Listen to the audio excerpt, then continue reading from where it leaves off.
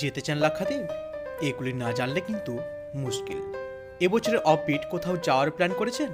আর যদি মন টানে সমুদ্র, তাহলে টুমারুর লাক্ষাদ্বীপেই। ভারতীয় ভূখণ্ডের মধ্যে এই বিচে খুব কম লোকেই যান, তবে একবার উপস্থিতি হলে আশ্চর্য হবেন এখানকার সৌন্দর্য দেখে। লাক্ষাদ্বীপে মোট 36টি দ্বীপ ও 3টি প্রবাল প্রাচীর রয়েছে।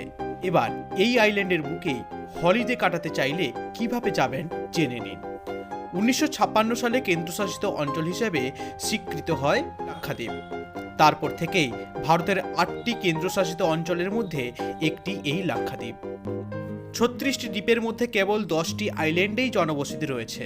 আর এর মধ্যে লাক্ষাদ্বীপ গেলে মিনিকয়, কালপেনি, কাদমাত, বঙ্গরাম, খিন্নাকারা আইল্যান্ডে টু মারতেই হবে।